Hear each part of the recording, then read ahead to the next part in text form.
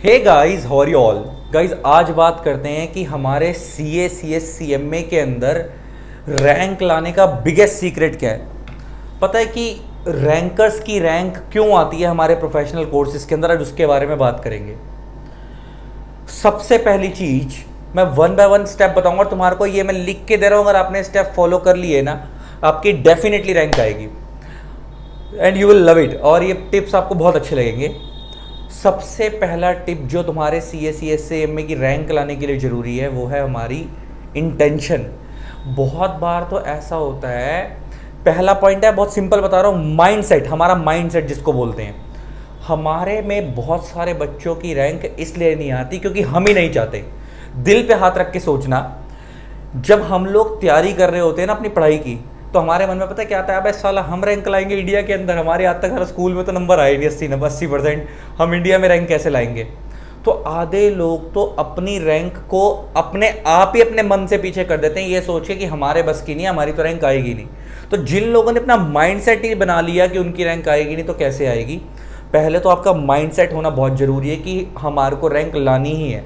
जिस दिन ये दिमाग में बैठाओगे, आपने समझो कि तुम्हारी 50% जंग तुमने लड़ ली। जब माइंड में होता है ना कि रैंक लानी है, तो समझो 50% जंग तुमने लड़ ली। तुम लड़ते ही नहीं जंग, तुम जो जंग लड़ते हो ना रैंक के लिए लड़ते हो, तुम लोग जो जंग लड़ते हो वो तुम लड़ते हो तैयारी के लिए कि बस पास करवा दे भगवान, 50% दिलवा दे। अगर तुम माइंड में सोचोगे ही नहीं तो होगी नहीं। कहते हैं ना कि अगर ड्रीम बिग, अब जब सोचोगे बड़ा तो होगा बड़ा, आप सोचते ही नहीं हो। पहली चीज तो ये। दूसरी चीज, एक बार आपने रैंक के लिए अपने माइंडसेट रेडी कर लिया कि मेरे को रैंक लानी है, तो बेटा कम से कम याद रखना आपको हर सब्जेक्ट की 4 से 5 मल्टीपल रिवीजन्स करनी जरूरी है। 4 से 5 रिवीजन करनी जरूरी है, 1-2 रिवीजन में रैंक नहीं आती है। तीसरी चीज जो सबसे बड़ी ध्यान रखनी है वो ये कि आपका कोर्स पेपर से कम आप, क्योंकि आपको पता है रैंक दोनों ग्रुप एक साथ देने पे आती है, सिंगल ग्रुप पे नहीं आती, कम से कम 3 महीने पहले खत्म होना चाहिए आपकी सारी क्लासेस वगैरह। मान लो अगर आपके पेपर जून में है तो आपका फेब एंड तक कोर्स खत्म हो जाना चाहिए, मार्च अप्रैल में ही आप रिवीजन करोगे। एग्जांपल लेके बात करो, और अगर आप दिसंबर में दे रहे हो तो आपका कोर्स अगस्त एंड तक खत्म हो जाना चाहिए। सितंबर अक्टूबर नवंबर आप क्या करोगे, रिवीजन करोगे बोथ ग्रुप का कोर्स, तभी आप रैंक के लिए तैयारी कर सकते हो। नेक्स्ट चीज़ सबसे बड़ी ध्यान रखने वाली है, रैंक वाले बच्चे को ना आपको अपने ना पॉजिटिव स्ट्रेंथ और आपको अपनी वीकनेस पकड़नी पड़ेंगी। In the sense like this कि मान लो 4 सब्जेक्ट है, तो आप उन 4 सब्जेक्टों में से आपके हो सकता है कि चारों सब्जेक्ट किसी के एकदम स्ट्रांग हो, ऐसा बहुत रेयर होता है। 4 में से 2 सब्जेक्ट तुम्हारे एक ऐसे होंगे जो तुम्हारे को लगता है कि इसमें तुम्हारे को कोई काट नहीं सकता, तुम्हारे को A to Z सब कुछ आता है।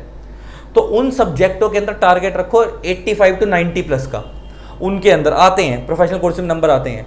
और जो आपके सब्जेक्ट वीक है, कम से कम उनमें भी 60+ का टारगेट रखोगे, तब जाके रैंक आएगी तुम्हारे लोगों की। और हमारे साथ गलती क्या होती है कि जिनमें हमारे जो सब्जेक्ट बहुत स्ट्रांग होते हैं उनके अंदर हम 60+ का टारगेट रखते हैं एग्जामिशन का, और जो हमारे वीक होते हैं उसमें हम पास होने का टारगेट रखते हैं, तो हम पास भी नहीं हो पाते, और एग्जामिशन तो रैंक तो बहुत दूर की बात है। आपको 85 to 90+ का टारगेट रखना पड़ेगा। जो आपके बहुत स्ट्रांग सब्जेक्ट है उनमें अगर आपको रैंक लानी है, और जो आपके वीक है उसमें भी कम से कम 60+ का टारगेट रखना पड़ेगा, तब जाके आपकी रैंक आएगी। नेक्स्ट एक चीज, अपने पास मल्टीपल बुक्स नहीं उठानी है एक सब्जेक्ट की। जिस भी टीचर की बुक कर रहे हो उसी टीचर की बुक करो, प्लस इंस्टीट्यूट का स्टडी मैट उठाओ, बस, और कुछ नहीं करना है। अगर आपके टीचर ने 100% कवरेज कर रखी है आपके स्टडी मैट की, तो सिर्फ उसी की बुक करो, तो भी कुछ करने की जरूरत नहीं है।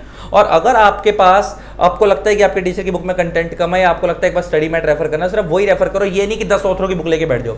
आधे बच्चे, रैंक तो बहुत दूर की बात है, फेल पता क्यों होते हैं, उन्होंने मेरे से ज्यादा बुकें पढ़ रखी होंगी। मतलब आज की डेट में अगर मेरे से कितने सारे बच्चे ऐसे होंगे जो मेरी कंपनी लॉ की बुक मेरी भी पढ़ रहे हैं, इंस्टीट्यूट का मटेरियल भी पढ़ रहे हैं, 10 लोगों की और भी पढ़ रहे होंगे, घर में सारा स्टॉक इकट्ठा कर रखा होगा कि हम सारी कर लेंगे, वो पास ही नहीं होते, रैंक तो बहुत दूर की बात है।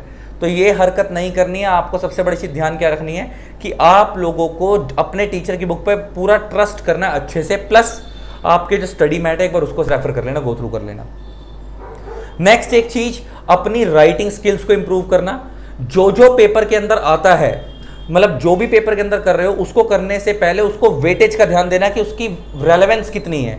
अगर वो एक 5 नंबर का आंसर है तो उसका कंटेंट 5 नंबर के हिसाब से होना चाहिए, कम से कम एक फ्रंट पेज पूरा। बहुत सारे बच्चे पता क्या करते हैं, उनके लॉ के टीचर सिखा देते हैं कि लॉ में लेंथ मैटर नहीं करती है, सिर्फ कंटेंट मैटर करता है, आपका कंटेंट ठीक है आपको नंबर मिलेंगे। अब साला 5 नंबर का क्वेश्चन है, तुम 3 लाइनें लिख के आ जाओगे, तुम्हारे को 5 में 5 नंबर थोड़ी दे देगा वो। तुमको उसको एक्सप्लेन करना पड़ेगा, उसको एग्जाम्पल देकर बड़ा करो, उसको कंक्लूजन देकर बड़ा करो, लेकिन उसको बड़ा करो, पेलो मत।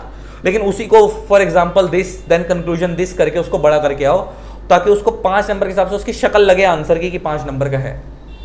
अगर आप ये सब फॉलो कर लोगे ना, और सबसे पहला पॉइंट जो आप पॉइंट माइंड में फॉलो करोगे, माइंड सेट, रैंक आने से कोई नहीं रोक सकता है, मेरा प्रॉमिस है। यू विल लव इट, है ना, and you will definitely achieve that rank. चलो, आई होप आपको वीडियो अच्छी लगी होगी। इसी तरीके से वीडियोस को प्यार देते रहें। Keep love and keep supporting. And जिन लोगों ने अपने चैनल को सब्सक्राइब नहीं करा, सब्सक्राइब कर देना, साथ में बेल आइकन को प्रेस कर देना, ताकि आप लोगों को मेरे न्यू वीडियोस की नोटिफिकेशन मिलती रहे। Tata, love you all.